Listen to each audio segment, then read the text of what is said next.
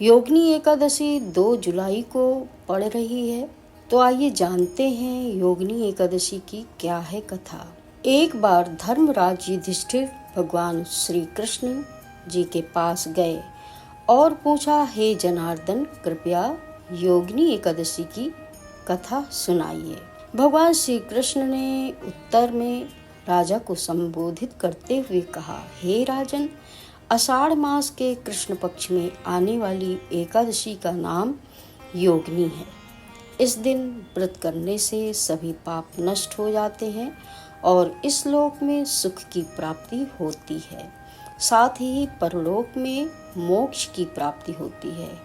हे राजन, हे राजराजेश्वर, एकादशी तीनों लोकों में प्रसिद्ध है और इसके व्रत से पाप नष्ट हो जाते हैं। श्री कृष्ण जी बोले, पुराण में वर्णित कथा इस प्रकार से है जो मैं आपको सुना रहा हूँ। अलकापुरी नगर में यक्षों के शासक और शिव के भक्त राजा कुबेर का शासन था। कुबेर के सेवकों में से एक हेममाली, जो कि देवता की पूजा के लिए मानसरोवर से फूल लाया करते थे।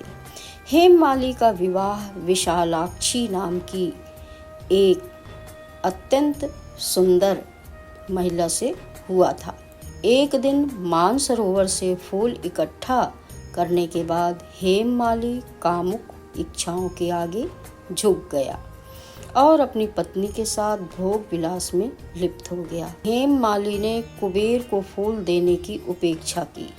जैसे जैसे कुबेर की पूजा का समय नजदीक आता गया, क्रोधित होते राजा ने अपने सेवकों को आदेश दिया कि वे पता लगाएं कि हेममाली ने अभी तक फूल क्यों नहीं चढ़ाए। स्थिति का पता चलने पर सेवक कुबेर के पास वापस आए और उन्हें बताया, हे राजन, माली अभी भी अपनी पत्नी के साथ भोग विलास में मग्न है। इस खबर से क्रोधित होकर कुबेर ने हेममाली को बुलाया। भय से कांपता हुआ हेममाली कुबेर के सामने आया।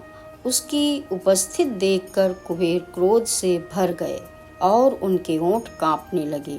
उन्होंने हेममाली को डांटते हुए कहा, हे पापी और नीच दुष्टा, तूने देवताओं के स्वामी मेरे सबसे पूज्य देवता भगवान शिव का अनादर किया है। मैं तुझे शाप देता हूँ कि तू अपनी पत्नी से वियोग सहेगा, मृत्युलोक में पहुंचकर कोढ़ी बन जाएगा। इस प्रकार कुबेर द्वारा शापित होकर हेममाली पृथ्वी पर गिर पड़ा और कोढ़ी बन गया। पीड़ा में भटकते हुए वह अंततः मार्कंडेय ऋषि के आश्रम में पहुंचा। हेममाली की दयनीय स्थिति को देखते हुए ऋषि ने पूछा, तुम पर क्या विपत्ति आई है जिसने तुम्हारा एक बार सुंदर रूप छीन लिया? अपनी आध्यात्मिक शक्तियों के माध्यम से मैंने जाना कि तुम्हारा शरीर बहुत ही सुंदर था। हाथ जोड़कर हेममाली ने कहा, हे मुनि, मैं यक्षराज कुबेर का हेममाली नाम का निजी सेवक था। राजा की पूजा के लिए पुष्प लाना मेरा दैनिक कर्तव्य था, किंतु एक दिन मैं अपनी पत्नी के साथ भोग विलास में लीन हो गया, जिसके कारण मैं लौटने में विलंब हो गया। फलस्वरूप दोपहर से पहले पुष्प नहीं पहुंचा सका, जिसके कारण कुबेर ने मुझे पत्नी वियोग और कोढ़ तथा मृत्युलोक में कष्ट भोगने का श्राप दे दिया। इस प्रकार मैं अपनी पत्नी से वियोग, कोढ़ी तथा अपने दुखों से त्रस्त होकर कोढ़ी हो गया। मैं आपसे प्रार्थना करता हूँ कि आप मुझे अपने दुखों से मुक्ति का उपाय बताएं। तब मार्कंडेय ऋषि बोले, तुमने मुझसे सच कहा है, इसलिए मैं एक ऐसा व्रत बताता हूँ जो मोक्ष दिलाएगा। यदि तुम आषाढ़ मास के कृष्ण पक्ष में पड़ने वाली योगिनी नामक एकादशी का व्रत श्रद्धा पूर्वक करोगे तो तुम्हारे सभी पाप नष्ट हो जाएंगे और तुम स्वस्थ हो जाओगे। मार्कंडेय ऋषि के ये ज्ञानपूर्ण वचन सुनकर हेममाली बहुत प्रसन्न हुआ और उसने तुरंत योगिनी एकादशी का व्रत करना शुरू कर दिया।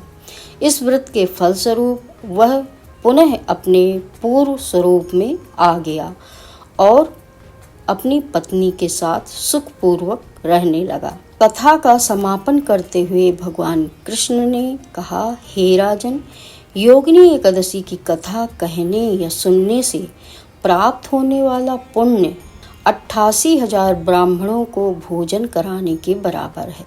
इस पवित्र दिन का उपवास करने से सभी पाप मिट जाते हैं, अंततः मोक्ष की प्राप्ति होती है और स्वर्ग प्राप्ति की पात्रता मिलती है। तो ये थी योगिनी एकादशी की कथा, और कथा के साथ ही योगिनी एकादशी के व्रत का महत्व भी पता चल जाता है। एकादशी का व्रत भगवान विष्णु को समर्पित होता है। भगवान विष्णु सब पर कृपा बरसाते हैं, अपने भक्तों पर हमेशा कृपा की दृष्टि रखते हैं।